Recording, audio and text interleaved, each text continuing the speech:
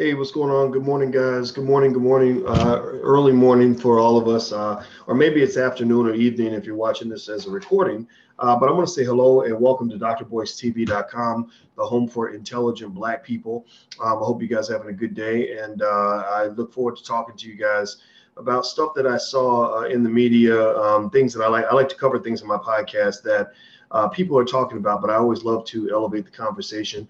And as I get started, I want to say hello to Moni Toya. Good morning to you. Let's see who else is in here. I'm sure some other people will pop in a second. It takes a second for it to populate. Feel free to hit the thumbs up button. If you haven't hit the thumbs up button, make sure you hit the thumbs up button. Make sure you hit the share button, the subscribe button, and all that good stuff. Hey, Jeanette, how are you? Good to see you. Good to see you. Let's see. I see Ron. All right, good to see you, Ron. April. How many of you are up grinding this morning? Like it's early in the morning. At least the time that I'm live, it's pretty early in the morning. How many of you are up grinding and working on something, working on some kind of dream or a business or something that you want to do for the future? I see Derek is out of Louisville. What's up, Derek? Good to see you out of the Ville. Terrence Nelson, good morning. S&J Consulting. Louisville is my hometown, by the way. That's where I'm from, and worked with a lot of people in Louisville. I've supported a lot of things in my home city, so I love the people there. George Spears, Ron Adams, how you doing? April Haskins, Anita, Renee, good morning. S&J Consulting out of Baltimore, Maryland. Yeah, okay, so you're going in, you're doing the shout out. Good, go ahead and do the shout out. Shout out your city, your business, or your dream. Your city, your business, or your dream. And let's do that shout out real quick because I want everybody to know what everybody else is doing. So that way everybody can know what everybody's up to so that everybody can support everybody else or find people that are doing similar things. Don is out of Philadelphia. I'm going to come to Philadelphia pretty soon. We're doing a pop-up business school there. I'll also be in Detroit very, very soon with Michi X and David Banner.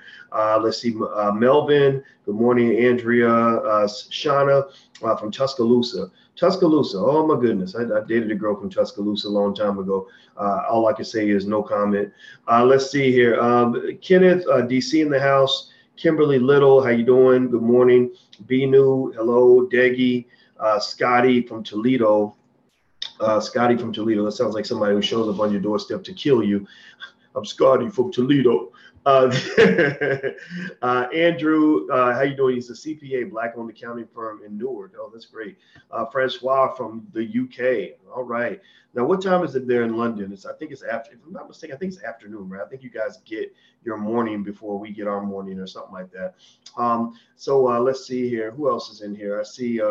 Let's see on Your Black World. Okay, so Victoria, Belvernita. Rep in Indianapolis. Oh, yeah, that's right. Ron Adams, good to see you. Good to see you, Eli. All right, so feel free as we go along, feel free to shout out your city, your business, or your dream, as you feel compelled to do so. Killer Cats Entertainment, Recording Drums Now, Indianapolis. All right, the Killer Cats. I like that. Gwendolyn, how are you? Okay, so let me jump into the topic today. I got up super early and I was sort of going through some stuff and getting ready for the day. And as you know, me and Dr. Alicia, we go running in the morning. That's when we're getting our, exercise in and all that good stuff. And I saw this interesting report that R. Kelly has officially hit what most of us knew he was headed toward. Most of us knew R. Kelly was headed toward financial rock bottom. The man's got, he's got more problems than a mathematician. He's literally got issues and challenges that he can't fix. He's gonna probably die broke. He's gonna die probably with a negative net worth. Now somebody's saying he's not broke. Well, according to official accounts, he is broke. Now he might have money off the grid. He might have money, that's hidden. He might have cash in his basement. He might have one of his baby's mamas holding some dollar bills for him. But the thing is that that's not really true wealth. That's difficult wealth, because that kind of wealth, you got to hide it, because the feds are going to come get it. And you got people that want it and people that are going in and trying to basically disrupt anything that you try to do that's legit. So to some extent, if R. Kelly does have money, it's really that underwater, under the table type money that basically, kind of makes it like being a dope dealer. You know what I mean? Like if you're a dope dealer, it's hard for you to really use your money the way you want to use it, because if you do, then they're going to come in there and they're going to take it and they're going to seize assets and all that. Joe Louis who was a great boxer. He died super broke. He died in deep, deep debt because of what happened with the IRS. He volunteered, trying to be a good Negro patriot. He volunteered for the military, and they used him up. They basically had him out here fighting, doing exhibition fights. And apparently they did something weird with the taxes where he ended up owing a lot of money.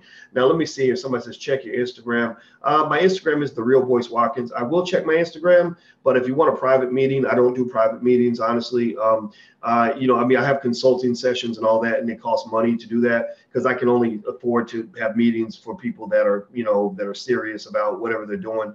It doesn't mean I don't want to talk to people. It just means if you get 1,000 emails a day, you can't respond to everybody. So, but at the same time, you ask questions here. I can answer the questions here. Also, in the Black Business School, we meet about once a week. So if you want to have, small group sessions where I guarantee that I'll answer your questions, you talk back and forth, feel free to join the Black Business School. So anyway, that's it. So I don't want to be disrespectful on it like that. It's just, it gets overwhelming. I get a lot of people that reach out like, hey, check your Instagram, check your email, check your email. And I'm like, I can't, it's too much. So anyway, please hit the like button, please hit the share button, please hit the thumbs up button if you haven't done that yet. That's really, really important. So what's up, King of Bakersfield? I am Barnes 3. How are you?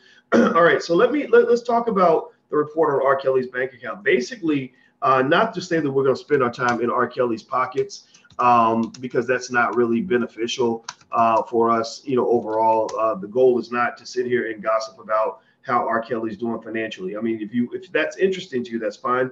But what I really want to talk about is just sort of like understanding the anatomy of the wealth building or wealth loss process. When you're talking about, how wealth works and how wealth is built, one of the keys to really obtaining wealth and keeping wealth is just understanding how it works, where it comes from, and how to maintain it. R. Kelly, last night you guys saw me talk about, if you're watching drboystv.com, or if you want to go and look at the video, you can. I spoke about two people yesterday who built massive amounts of wealth. Those two people were Tiger Woods, who just won the Masters yesterday, and Shaquille O'Neal.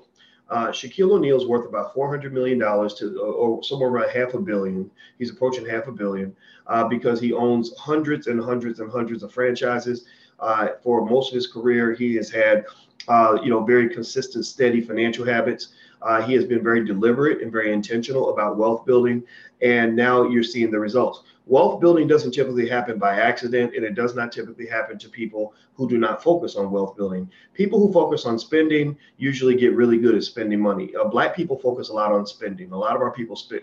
We focus on, like you listen to R. Kelly's music, you can see his wealth building strategies from his music. Just like Nipsey Hussle will rap about teaching the game and teaching real estate and all that. Well, R. Kelly rapped about, buying expensive stuff, cars and clothes. If you look at the videos, you saw nothing but excessive extreme materialism. You saw excessive extreme, financial gluttony, financial waste. You saw excessive extreme, spending patterns that are only going to lead you to being broke, right? Unless you are a billionaire, it would have been very difficult to maintain any type of wealth.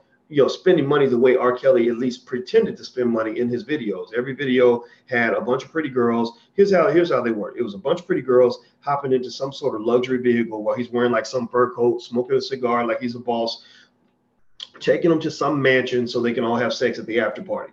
That pretty much defines R. Kelly's whole musical career. It's like, come to the party. Come to the main party. I'm gonna sing to you, feeling on your booty, and then I'm gonna take you home at the after party, and we're gonna get high and drunk and smoke all night and drink all night, and we're gonna waste money, and I'm gonna make it rain, and we're gonna take a bath in dollar bills, because we're rich, right? Well, apparently that's not what rich looks like, right? That's not what it looks like. But we as Black people are fed this image over and over and over and over and over and over and over and over and over and over and over again, and we get a false perception of what it means to be rich.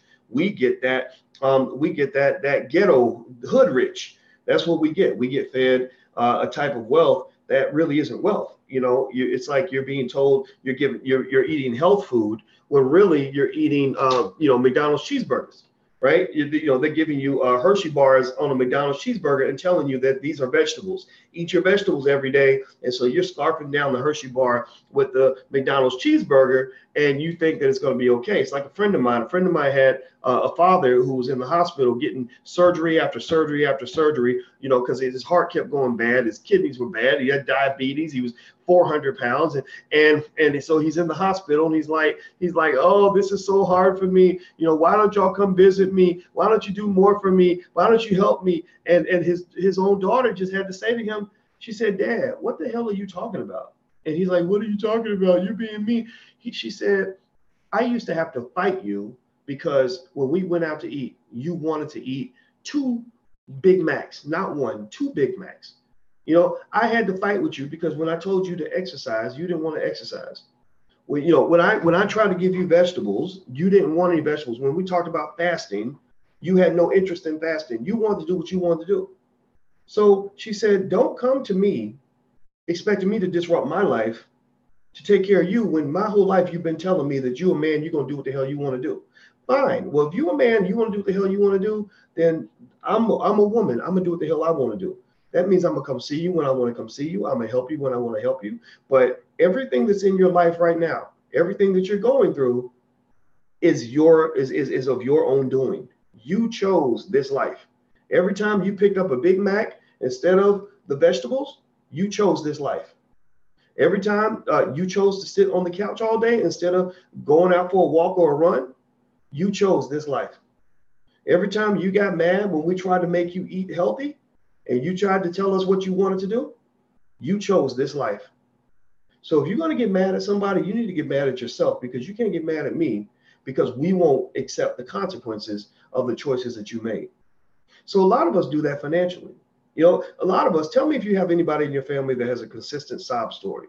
Am I the only person who has relatives who never run out of sob stories, who never run out of situations? You know, I had a cousin back in the day I used to hang with. I don't even talk to him no more. But he would call me and he'd be like, hey, cuz. I'd be like, what's up, man? He'd be like, I got a little situation.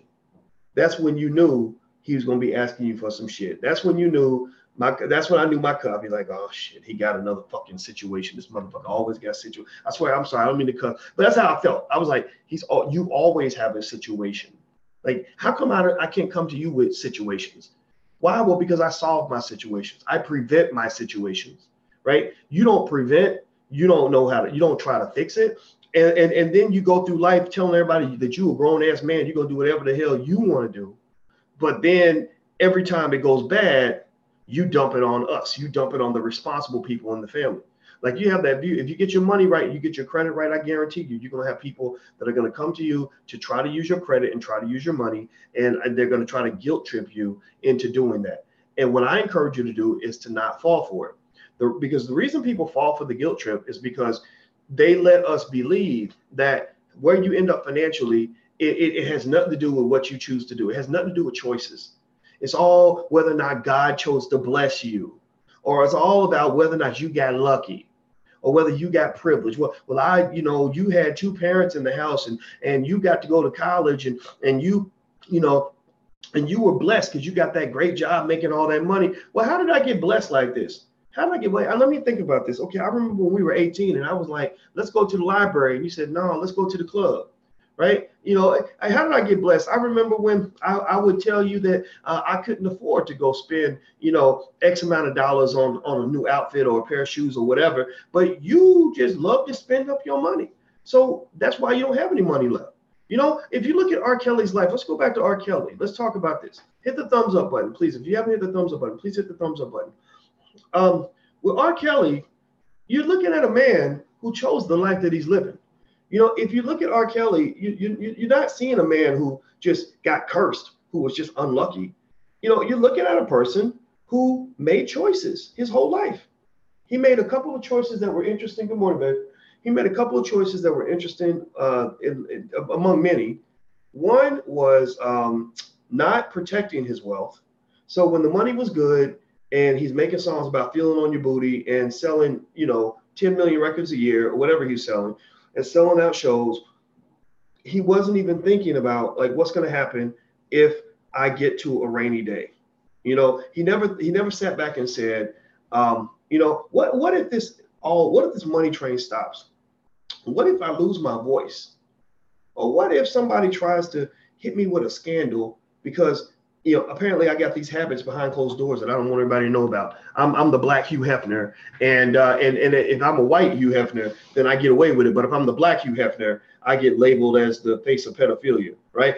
Or if I'm the white Elvis Presley, I can go and drug and rape a 14-year-old like Elvis did. But I'm the black Elvis Presley, which means that if I do anything like that, I'm gonna get hung out to dry, right? Because let's just be clear. R. Kelly ain't the first person to do R. Kelly type shit. We know this, right? We know this. However, R. Kelly also made decisions that put himself in a very difficult situation. So, the fact that there was nobody around him that said, "Look, here's what you need to do to protect yourself in case things go bad," that makes me feel bad for him. But I would be willing to bet you that if I had a time machine and I was able to go back to the year 1997, 98, back when R. Kelly was the man, this is before Aaliyah, this is before the scandals, this is before all the underage girls and videotapes and court cases, before all the chaos that you're seeing right now. I bet you that if I had a time machine and went back 22 years to 1997, 21 years to 1998, and I tried to say, look, Mr. Kelly, look, man, look, bro, I have seen your future. Your future is messy. Bad things are going to happen. You're going to have financial struggles. You're going to have to pay $21,000 a month in child support. They're going to come and empty your bank account because you're going to owe because of what you owe. That's why his bank account got to negative $13 because he owed money and they actually went in and garnished and took money out of the account. Right. These things are going to happen to you. You're going to be the most hated man in America.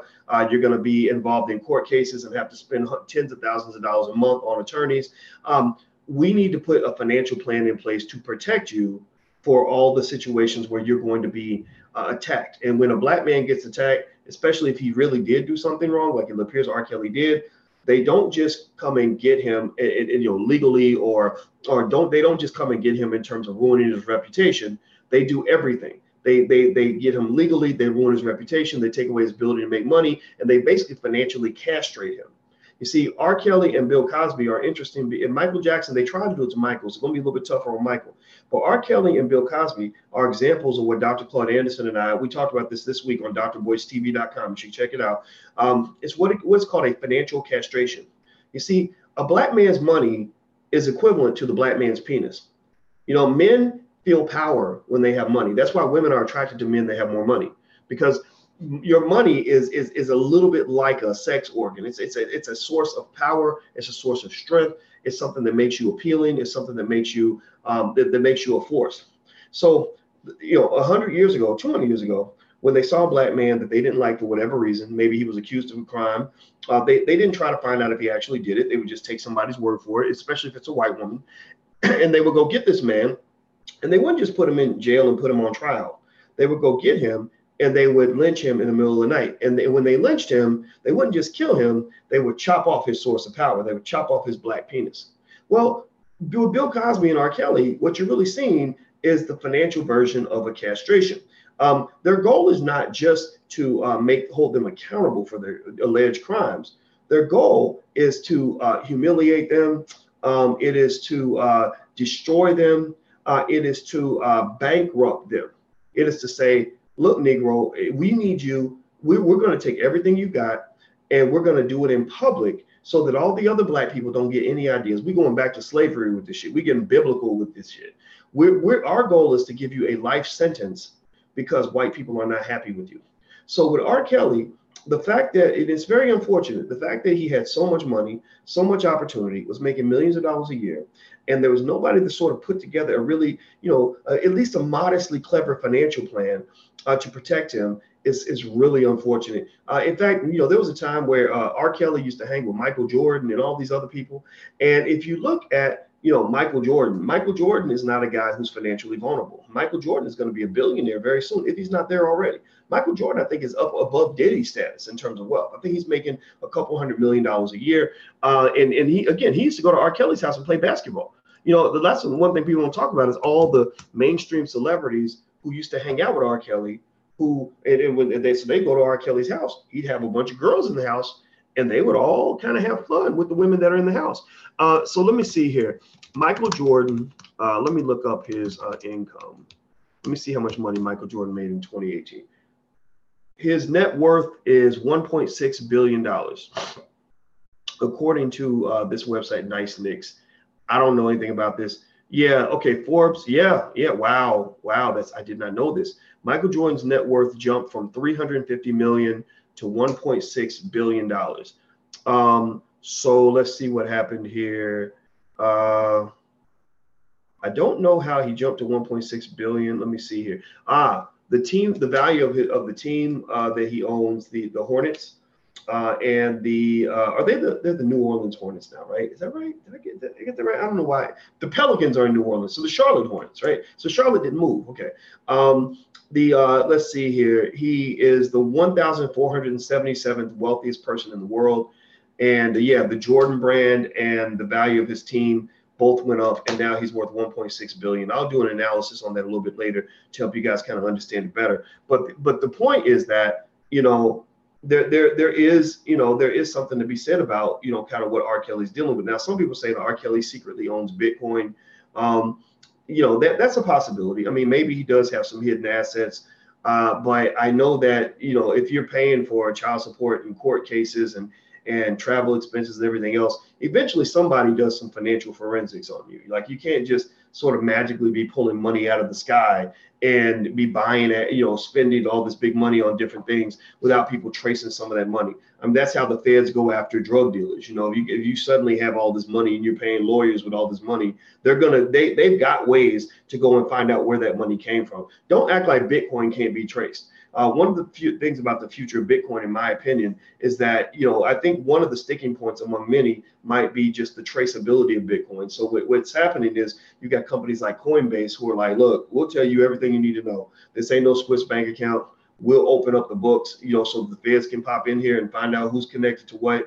That way we can become more mainstream. So the value of Bitcoin will go up. The value of Bitcoin will go up, in my opinion, when Bitcoin, or those who are connected to it, or those who do engage in the transactions for it behind the scenes, when they are more transparent in terms of regulation. There you go, Arthur. You're right. Regulation. When Bitcoin gets more regulated, that's when you'll see the value of Bitcoin going up. They're not going to let an asset gain that much value when it ain't regulated. That's just not, they're going to do everything they can to try to stop it. So do me a favor, hit the thumbs up button. If you haven't hit the thumbs up button, please do that.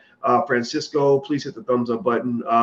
Darren, please hit the thumbs up. Isaac, please hit the thumbs up. Leslie, all you guys in here, it's very good to see you. We were talking about R. Kelly and the fact that reportedly, according to The Blast and a few other websites, his bank account has dropped to negative $13. It's kind of sad to see. And also, as I move on, don't forget we're on iTunes. So if you want to follow the podcast in your car or listen to it, you can go to iTunes and look up my name, Boyce Watkins. Also, if you want to get a text alert when we go live, just text the word Boyce, BOYCE, to 31996. Text Boyce to 31996. John says, come to DC. Get 100 people to all come together with $50, and you guys raise the first 5,000. We'll put together another 5,000. I'll bring my team to DC, and we will do an event in DC just for you. So there you go. So that's the requirement. So once you pull together the group, email manager@boycewatkins.com. If you email manager@boycewatkins.com, then we can make it happen. The big thing is that we have to ask the community to show that they want us there for us to make that trip, because what happened before was that it was difficult financially, because we would put up a lot of money to go to a city, and if the ticket sales were not what they needed to be, we would lose money. And so you get people give you a hard time if you're telling the community that it's not free, because there are certain Black people who, unfortunately, who've been addicted to the poverty mentality or the welfare mentality. And so the people who are addicted to that mentality, they put pressure on their Black business owners to give them things for free, but they don't put pressure on white folks to do that, right? So think about this. They will tell the Black business owner to give them things for free, but then they'll go right to the white business and spend a lot of money. Well, it should be the reverse. You should be telling the white people to give you things for free and then spending your money with the Black businesses, right? So our thinking should be reversed, because the Black businesses are the ones that are giving you something back. The white businesses are just taking something and not giving you very much back. So basically, what we just simply ask is, we say, look, we'll go anywhere. We'll go to Timbuktu if you want us to, but you got to sort of pull together a group, pull together some resources to show us that you want us there. So if you say, hey, we got a church, it seats 1,000 people. We've got 500 people that have all put up, $20, $40, $30, $50, whatever the number is. And so we've got a few $1,000s that we'll invest in ourselves. Then what I'll do is show you I'm committed to you. And I'll say, okay, great. You pulled up the first 5,000, we'll pull up the next 5,000, and we'll have an event in your city. So it's very easy to get us there. Just let us know. The email is manager@boycewatkins.com. That's manager@boycewatkins.com. All right, so let's keep going. So they said, according to the blast, they said R. Kelly's financial troubles appeared to be dire after the singer had $150,000 seized, leading one of his bank accounts to be in the red. According to court documents obtained by the blast, Wynn Trust Bank, where Kelly holds an account, informed one of his creditors, the former landlord, that the singer currently has a balance of negative $13. Kelly did have 2 other accounts with Bank of America holding $44,595 and $110,000 for a grand total of $154,000. But everything was taken except for $625 by a former landlord to settle a massive debt. The American Society of Composers, Authors, and Publishers, which collects money for artists, claims Kelly is not owed any money by them. The docs were filled as part of the legal battle involving Kelly and his former Chicago landlord. The landlord sued, accusing him of owing back rent. The landlord scored a $173,000 judgment and has been trying to collect on the debt. They fired off subpoenas to Sony Music, ASCAP, and multiple banks where Kelly held accounts. They collected $154,000 from Bank of America and are asking the judge to release another $50K from Sony to settle the entire debt. So, this is interesting, right? So this is kind of how these lawsuits kind of happen. When you start making money, you're going to get sued. It's just inevitable.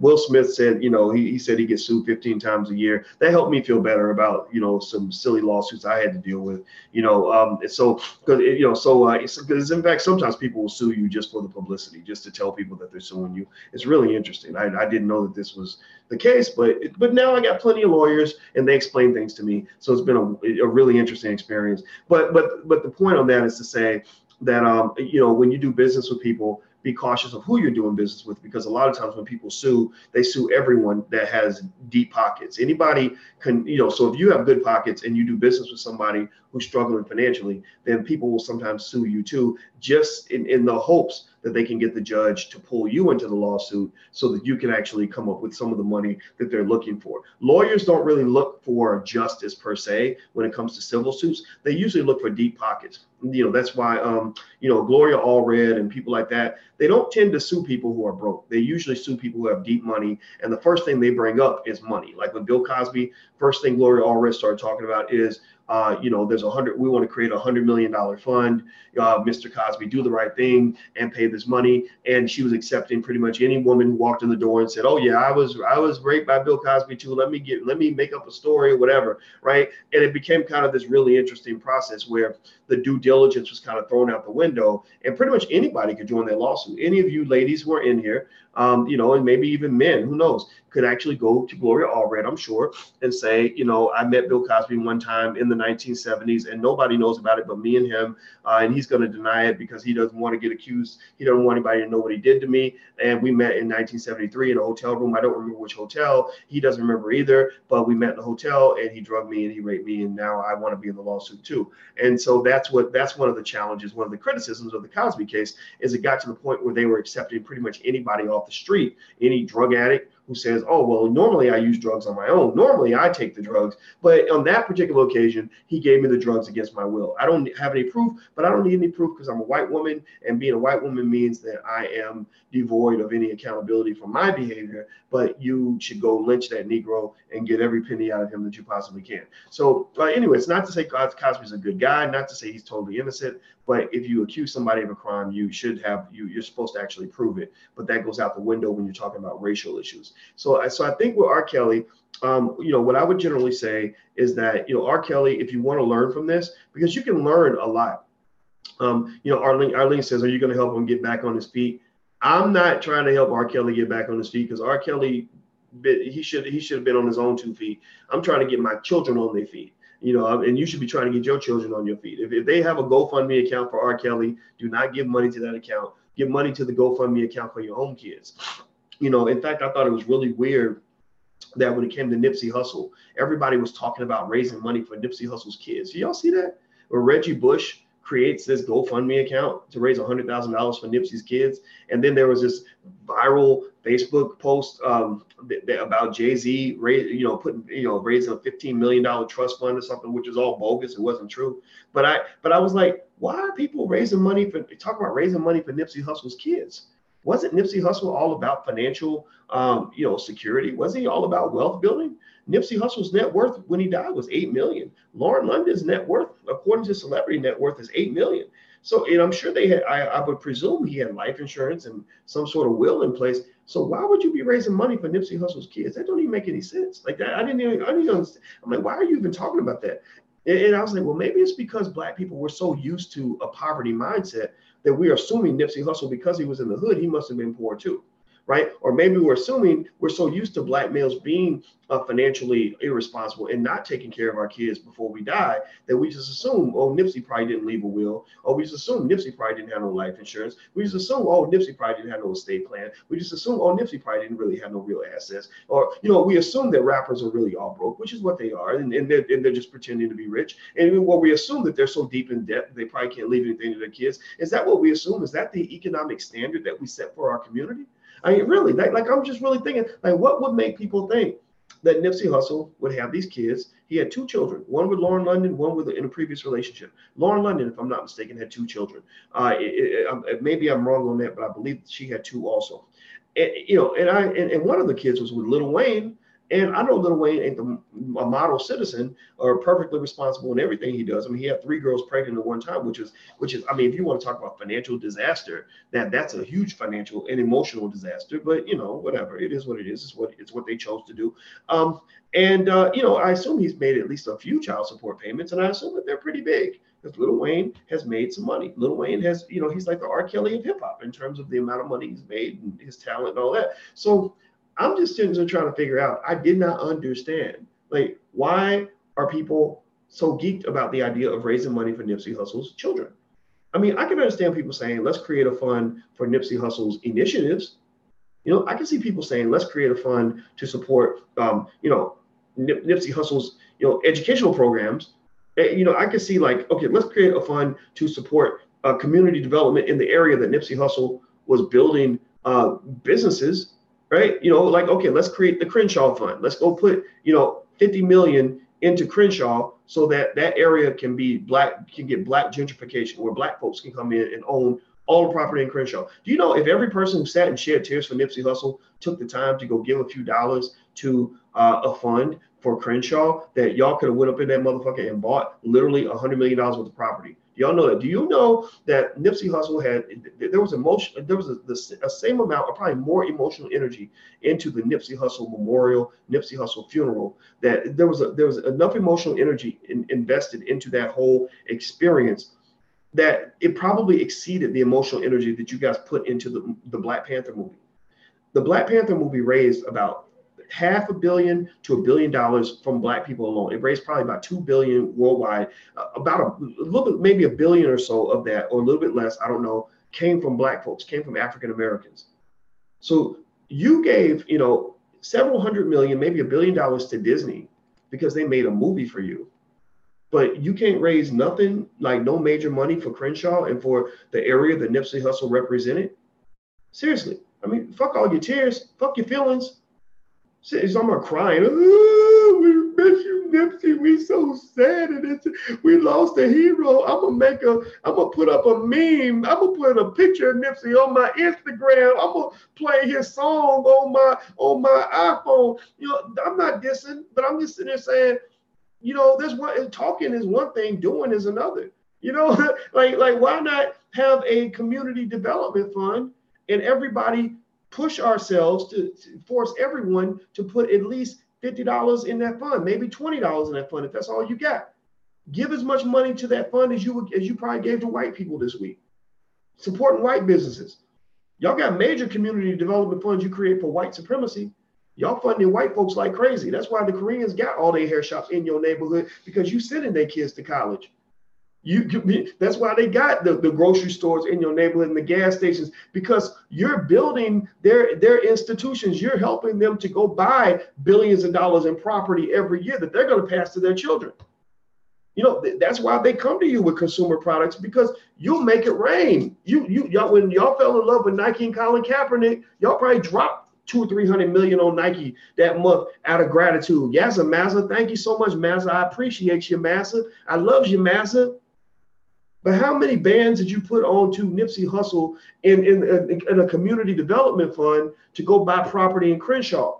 What the fuck is this shit about? Excuse my French. I'm sorry. It's too early for me to be cussing, so I'm going to stop. What is this nonsense about, oh, they killed Nipsey so they could get his property? Okay, I'm not saying that it's not true. I'm not saying there's not conspiracies. I'm not saying that COINTELPRO ain't in full effect in South Central. I'm not saying that the LAPD ain't the most corrupt gang in America. I'm not saying that white man ain't never got an agenda. He's always got an agenda. That's real. We know that's real. But what is this stuff about, oh, they killed him so they could take his property? Since when does a man dying mean that you automatically get his property? I don't know about that law. I've never heard of that.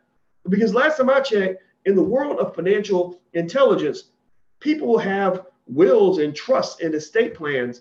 They have deeds that tell you, you know, who gets the property in case somebody dies, right? They've got contracts in place that say, if I die, I want Lauren London or I want my brother to take over the property. Like, seriously, if Mark Zuckerberg died tomorrow, that don't mean that you're going to own Facebook. Mark Zuckerberg's got stuff in his will that makes sure that every single asset he has ever owned or ever purchased is going to go specifically to the people that he wants it to go to. And then also in the estate plan, you have specific terms under which that person can even receive the assets. When Shaquille O'Neal was asked about what was going to happen to his $400 million fortune, he said, I have an estate plan in place that says that my children have a rule. And the rule is that if you don't show me 2 degrees, then you don't get to touch this cheese. He said, if you don't show me degrees, you get no cheese. That means that you need to show him a bachelor's degree and a master's degree before you can even touch his money. And that is if you are a blood relative of his. So you don't even get considered for the Shaquille O'Neal financial sweepstakes if you do not have the skill to properly manage that money, and if you are not a blood relative. Then you might get a couple of his dollars. You can't go assassinate Shaquille O'Neal and then be like, oh, well, Shaq's dead. We're going to go take his house real quick. No, that's not how it works. So my point is to say some of this stuff is a little bit naive. I'm not going to say it's stupid or silly or anything like that, because we're not stupid, silly people. If you were stupid or silly, you wouldn't be in here right now. You wouldn't be in here listening to this conversation now. So you're smart. You're here because you're smart. You're here because you're an intelligent black person. I tell you guys, this is the space for intelligent black people. People who are ignorant, people who want to be haters. I mean, the trolls, I saw a couple of troll comments. I don't pay no attention to the troll. I mean, I just feel sorry for people that have nothing better to do early in the morning than to go and troll a YouTube channel. I think you should probably find like something to do with your life, because you're kind of pathetic right now, but it's all good. Hang out. Maybe I can make you less pathetic with your dumb ass. But the point is that, you know, we really kind of need to rebalance ourselves. It just doesn't make sense. I see you drinking 7 pH water. You know, this ain't nothing but tap water. We have a filter in the house, and I just fill up these bottles over and over. So I don't drink no special water, man. But I do drink tons of water. I'm constantly guzzling water. Do me a favor real quick. Please hit the thumbs up button. If you have not hit the thumbs up button, please do that. I would really appreciate that very much. Everybody on Dr. Boyce TV on the YouTube channel, please hit that thumbs up button on the count of 3. Everybody hit the thumbs up button. 1, 2, 3. And everybody on Facebook, please share this to your page. We really would appreciate if you share it to your page. Also, the other thing is that if you want to get a text notification when I go live, just text Boyce on your phone. Text Boyce to 31996. Text Boyce to 31996. You might be right, Valerie. The water might be acidic, but I figure it's less acidic than drinking a Pepsi. So just be glad I'm not drinking a Pepsi. I am not a health nut. I'm just a guy who used to be fat, who started running and doing basic things. I can't keep up with all the health trends and everything. I'm just not that dude. I'm an old Southern black man who just grew up on like bacon and chocolate chip cookies and shit, you know. So I'm trying to and sugary Kool-Aid. Anybody remember the Kool-Aid? Anybody have like a relative who like made the Kool-Aid like so sweet that you could just like taste the sugar? It's like eating a sugar stick. You know what I'm talking about? And so yeah, that's the house I grew up in. So for me to even get to this point was like a big deal. In fact, this morning we're gonna go run about 4 or 5 miles. That's the most I can do. Okay, Forbidden Fruit, thank you so much for your donation. I appreciate you so much. The money will be put to good use. If you make a donation, make a comment too, and that's what they call super chat, where if you make your comment in your donation, I automatically see the comment, and I always read the super chat comments because you guys help us to fund the platform. So we really appreciate it. Also, anybody else who wants to support the platform for intelligent Black people, please go to intelligentblackpeople.com. That's intelligentblackpeople.com. Mike says, looking to invest $1,000. Any advice? Well, create a safety net, like a safety fund that's very liquid, and then go into stocks. I like stock market investing. I think stocks are good, and you can and spread your money out. Don't put it all in one place. Did you block the trolls? I don't block all the trolls. I mean, if somebody's really trolling hard, I might do something, but I try to stay focused, because if I get into blocking trolls, if you get put too much energy into focusing on idiots, then it kind of makes you an idiot too. You know, like who you focus your energy on affects your own intelligence level, right? So that's why you might see me every now and then address ignorance, but I don't spend too much time addressing ignorance, because it makes me less intelligent. It makes me a little more ignorant. Sometimes you got to be ignorant to fight with ignorant people. Like it's you know, and I'm like, damn, I mean, I can get ignorant. I'm smart enough to know how to be ignorant, but I really don't want. I'm smart enough to know that being ignorant is like it's like being an undercover cop. You ever see like remember the movie Deep Cover, where the guy was undercover for so long that he became what he was pretending to be? You know what I mean? Like he was pretending to be a criminal, pretending to be a dope dealer, and he became a criminal. He became a dope dealer, and it got to the point where he didn't know the difference between the two. So sometimes that's what it is. Like if I pretend to be a coon ass, ignorant ass Negro, like, and I'm fighting with the coons, because I'm like, okay, to fight them, I gotta be like them. I gotta be more ignorant than you. Eventually, it becomes addictive. Like you just get into that, and next thing you know, you're acting like, you know, Kodak Black or Lil Wayne or something, you know. And I'm like, man, I don't want to be that guy. I'm an intelligent Black man. I'm gonna be proud of that, and I'm gonna rise above your ignorance. So I'm not, you know, and then eventually, I believe ignorant people, when they see that you're not paying attention to them, or they see that you're on this level, it makes them ashamed of themselves. I think they start looking in the mirror and realizing how stupid they look, and they start evolving their behavior. Ear Hustle, any thoughts on budgeting? Yeah, everybody should have a budget. If you don't know where your money is going, you won't know where your money went. That's a fundamental rule of budgeting. You know, you should have some idea. You should budget your money and budget your time. Your time is more valuable than your money. Money can be replaced, time cannot. So one of the things that I do that helps me to remain super productive is I really am big on budgeting my time.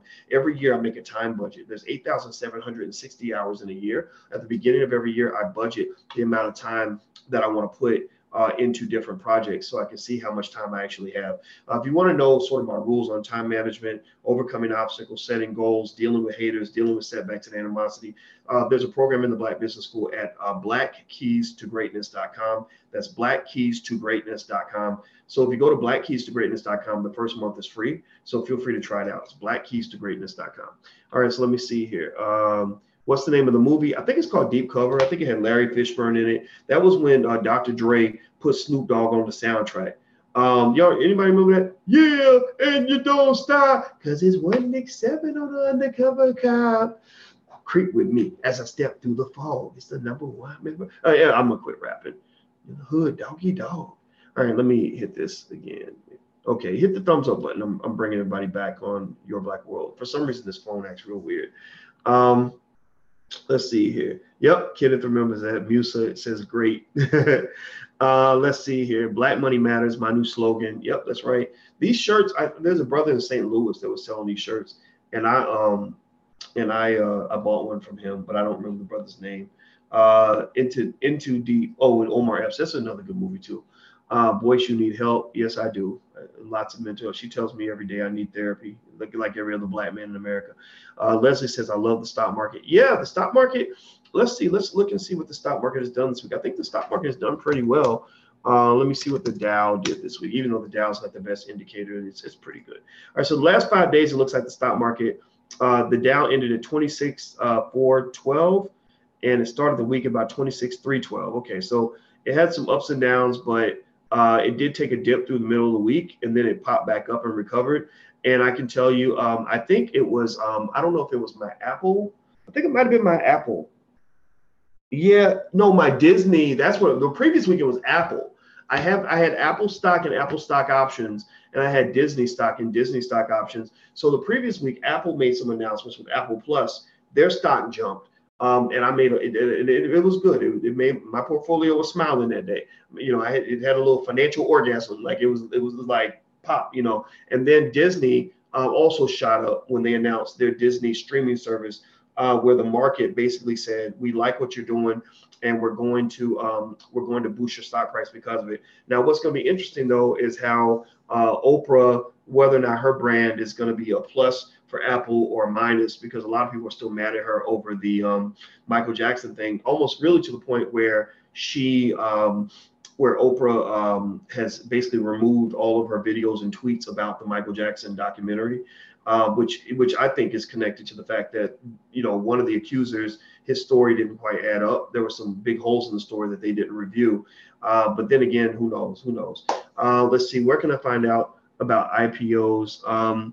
You know, you just Google it. Google IPOs and recent IPOs. You'll probably have to. I mean, to really get not inside information, but detailed information, it's going to cost you. Like, we don't charge very much. Most places do. Most places that really give you good financial advice and good financial information, they charge, you know, quite a bit of money. We keep our costs as low as possible. You know, but there are other places where it's not going to be cheap, but it's worth it though. I mean, I personally think that, I mean, if you're going to go spending money, why not spend money on something that's going to benefit you and make you better? You know, I spend a lot of money, but I usually put my money into things that are going to appreciate in value. And Nipsey Hussle used to talk about that a lot, about putting money into assets that are going to go up in value. Like, so for example, one day I'll do a little quick tour and show you guys. I'm really proud of the basement that me and Alicia built over the course of a year. We put a lot of time to it. I mean, this basement was just barren and wide open and looked like a freaking gigantic prison cell. And we went and we put some TLC into it, paid some contractors, cost us a lot of money, about $50,000. But I spared no expense. I went overboard in terms of saying, okay, yeah, I want the nicest shower heads. I want the nicest bedroom suite. I want the nicest desk. I want the nicest whatever. And I did that because it was an investment. And so basically by putting that money into the house, it added 2,000 square feet of living space to the house, which substantially increases the value. Right. And so it ain't really spending money. Right. It's not really like I spent anything because I still have the money. I just took the asset and transformed it from cash to property. Right. And the difference is cash can't go up in value. Cash drops in value, whereas property goes up in value on average. Right. So basically, it's OK to spend like crazy, but just spend your money on things that are going to make your life better. And the other thing, honestly, is like money ain't that important to me. I swear, I kid you not, money's not that important to me, meaning I'm not doing this because I want to be a billionaire or I want to have all the money in the world. If I can have all the money in the world but not be happy, I would say no, I don't want to be unhappy. Right? Money's supposed to enhance your ability to find happiness. And so when I was building the basement, I was like, okay, it's safe. It's almost like when people, and I think about somebody who says, I don't want to have sex till I get married. But they're like, if I get married, I'm going to be an absolute freak, right? We're going to hang from the chandeliers. We're going to do it in every room in the house. We're going to have sex in the elevators. We're going to do whatever, right? Well, what is that mindset? That mindset is like, because I feel safe, because I feel like it's okay, it's sanctioned sex, I can do whatever I want, right?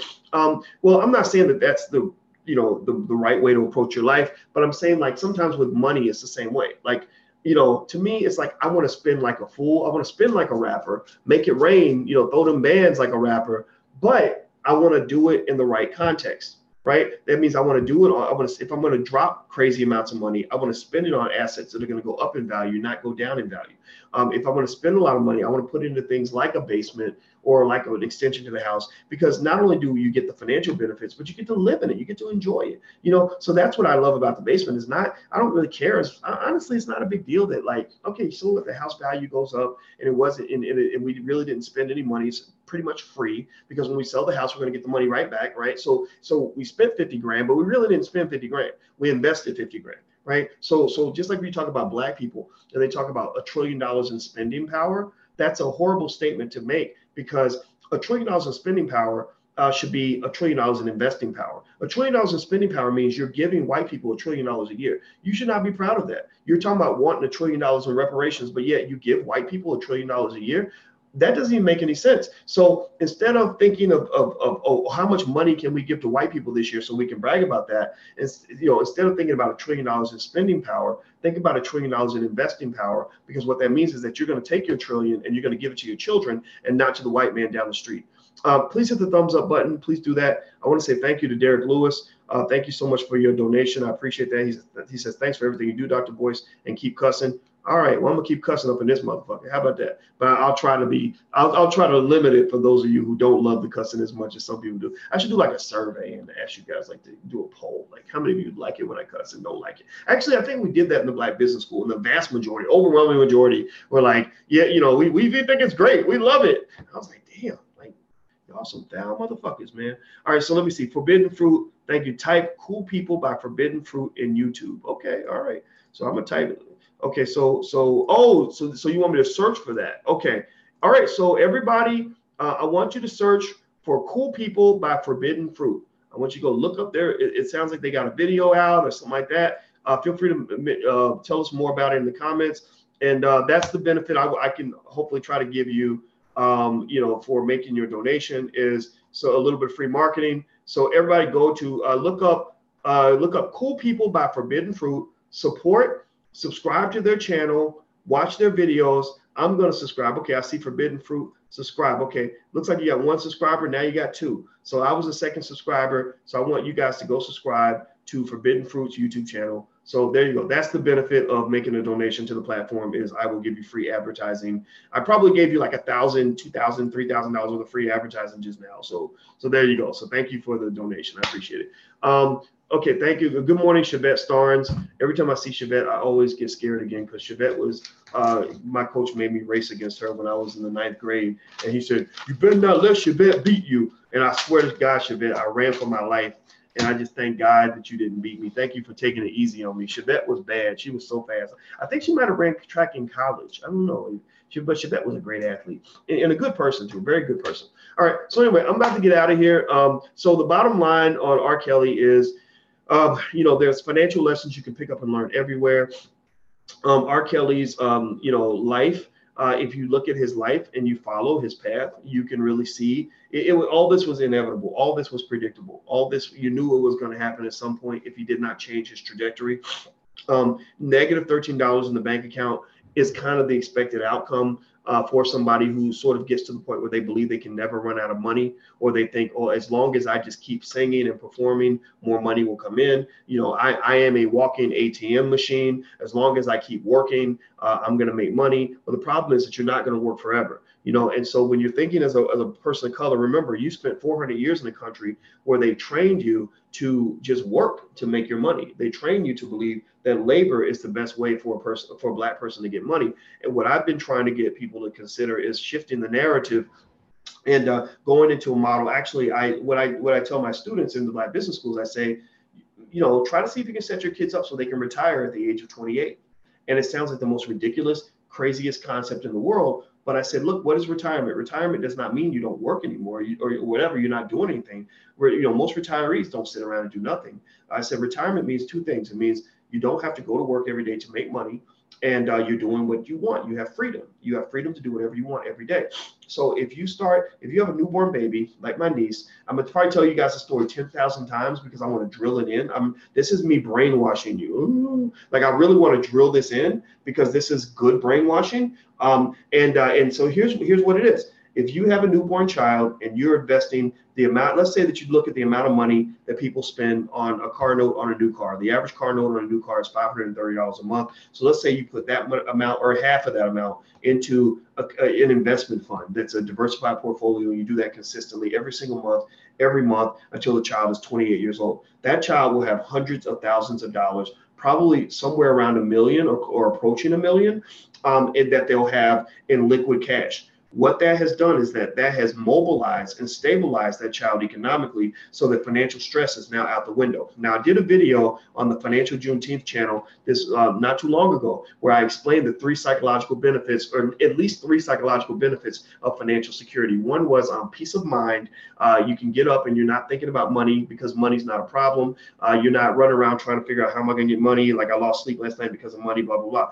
2, it allows you to focus. You can focus on the things that actually matter. Money should not be the focus of your life. You get enough money so that money cannot be something that you have to focus on, so you can focus on the things that actually matter. And then the third component was freedom. You know, every human being is meant to be free. You're not meant to be a corporate slave. You're not meant to get up and do what somebody's telling you to do. You're meant to get up and do whatever you want to do. You look at an animal that's free in the woods. He doesn't get up and go in a direction somebody tells him to go. He goes where he wants to go. He goes where nature tells him to go. If nature says go chase the rabbit, he goes and chases the rabbit. If nature says go have some sex, he goes and has some sex to reproduce. If nature says fly south for the winter, he goes and he flies south for the winter, right? So basically, what I encourage you to do is position your children so they can have those 3 things by the age of 28, and that is the ability to focus, because money is not their focal point.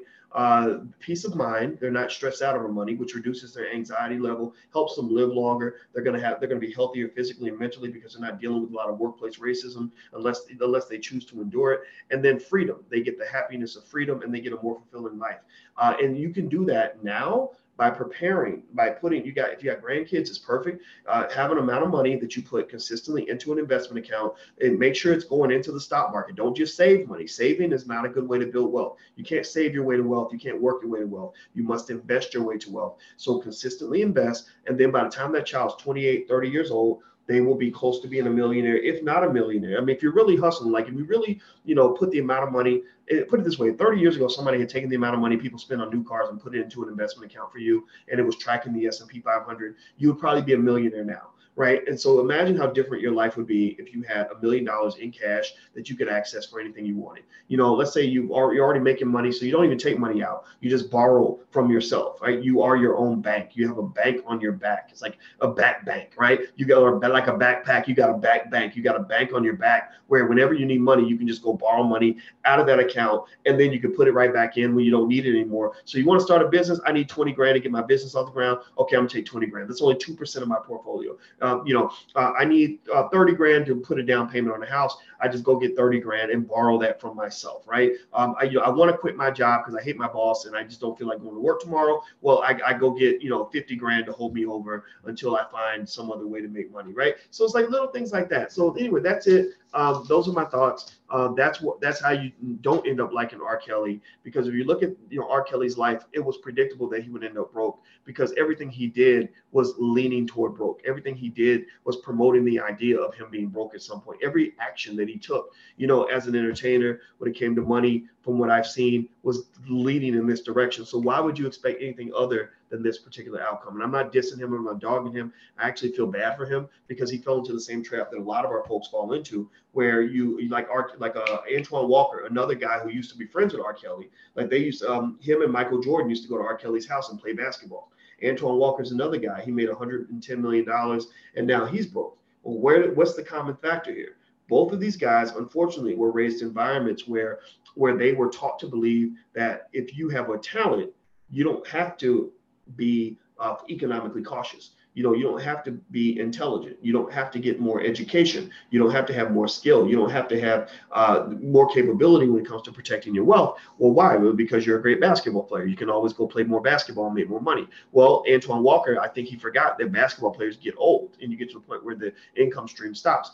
R. Kelly, if you want to make more money, just go do more performances, make more songs, make more albums, and Sony will pay you more money. Well, R. Kelly forgot that can be taken away from you too. And so now you see both of these guys kind of in the same situation, because both of these guys have the same habits and they have the same culture. economics is heavily connected to culture. If you are in a home, think about this. People that grow up in houses where there's a good economic culture, where you're trained to be conservative, you're trained to be smart, you're trained to be educated, you're trained to be thoughtful about where you put your money.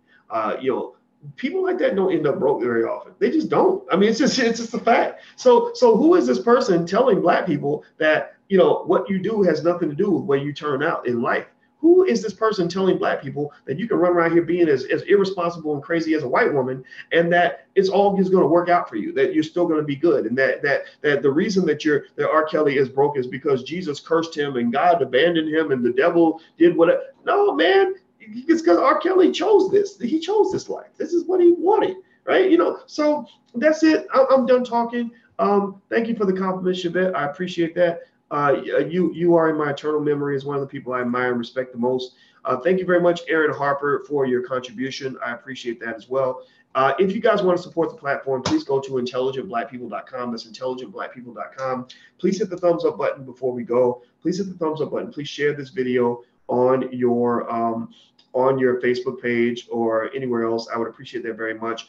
And last but not least, if you actually want to take a class in the Black Business School, as you guys know, we have that whole Black Money sequence. We got 101, 102, 103, all the way up to 106. So we can really teach people really well, and we do everything we can to make it easy for people to try it out. So if you go to blackmoney101.com, you can just take a look at the program, look at the stuff that's in there. And what we're really doing is we're trying to basically, create alternatives when it comes to college education and financial education and all that stuff. I think that we do a better job than most universities when it comes to teaching finances to Black people. I know what they do. I know what they charge you $50,000 a year for, because I taught at many universities. I believe we can do a better job and charge you literally 1/100th of the price. So literally for the amount of money that it costs to go to McDonald's, you can actually get everything you need to change the trajectory of your family for the next 100 years, because everything you learn, your children are going to learn. Everything your children learn, they're going to teach their children, so on and so forth. So I encourage you, shift the culture, break the cycle, bust it up. Don't let it keep going in your family. Do better, be better. We can do that. So feel free to go to blackmoney101.com if you want to take a look. That's blackmoney101.com. I'm out of here, guys. Have a good day. Me and her are about to go running. I talked longer than I thought I would, but that always happens. So no excuses. Talk to you later. Have a good day.